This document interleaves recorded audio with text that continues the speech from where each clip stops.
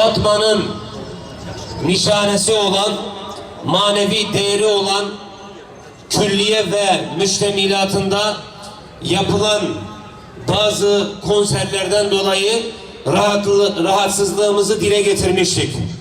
Ve tekrar orada caminin müştemilatında konserlerin manevi, yani caminin ve İslam'ın manevi havasına uymayan hareketler yapılması sebebiyle biz de burada inşallah bir basın açıklaması yapacağız.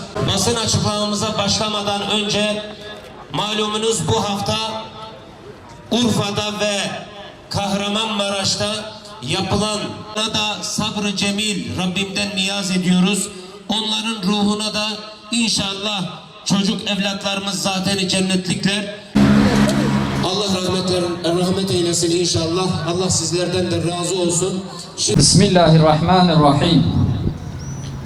Kıymetli hocalarım, değerli basın mensupları ve saygıdeğer misafirler.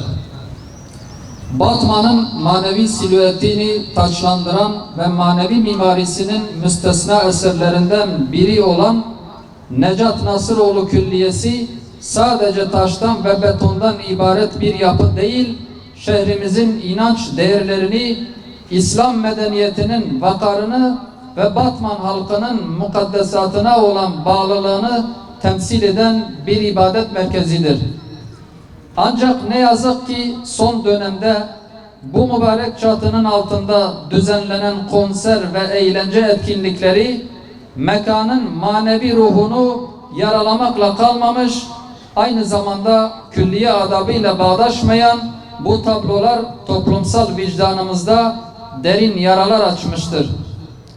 Batman sivil toplum kuruluşları olarak bizler Yüce Rabbimizin bizleri sorumlu kıldığı emri bil maruf ve nehy anil münker emrine binaen yanlıştan dönülmesi için üzerimize düşen vazifeyi ifa etme çabasındayız. Bu sebeple sürecin en başından itibaren bu yanlıştan dönülmesi adına tüm iyi niyetimizle diyalog kapılarını açık tutmuş, hassasiyetlerimizi yetkililere samimiyetle iletmiş bulunmaktayız.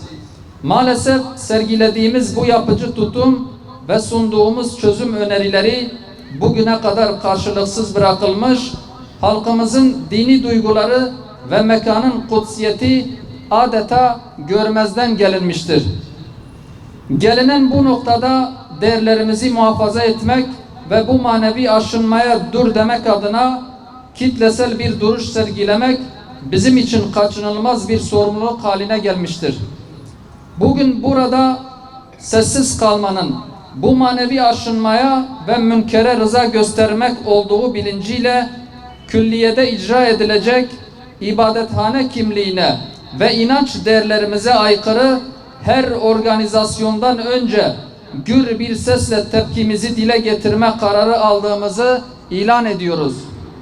Ayrıca şunu da belirtmek isteriz ki son günlerde özellikle Şanlıurfa ve Kahramanmaraş'ta meydana gelen, yüreğimizi yakan saldırılar neticesinde yaşanan acılar tazeliğini korurken öğretmenlerimizin ve öğrencilerimizin acısını paylaşmamız gereken bir dönemde özellikle de bir külliye bünyesinde bu tür şenlik ve eğlence odaklı etkinliklerin düzenlenmesi ne akla, ne vicdana, ne de insani değerlerimize sığmamaktadır. Öte yandan bugün sergilediğimiz bu duruş sanata karşı değil, mekanın kutsiyetine ve toplumsal barışın temeli olan dini hassasiyetlere sahip çıkma mücadelesidir.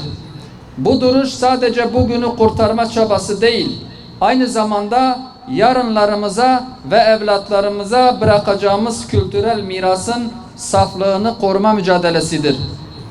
Şehirlerin ruhu, mabetlerin dokusuna gösterilen saygıyla yaşar.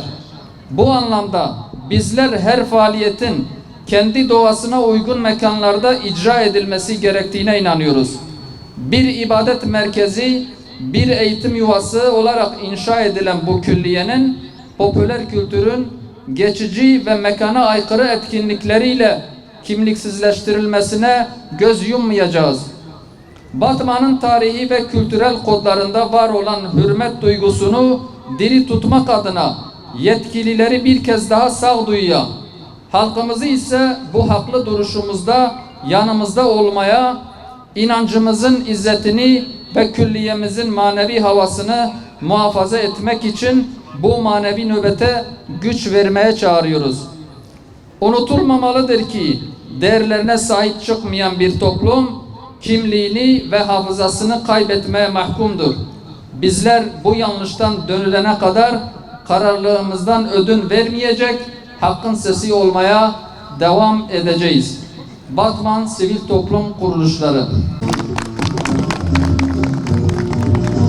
Basın açıklamamıza iştirak ettiğinizden dolayı hepinize teşekkür ediyoruz. Sağ olun.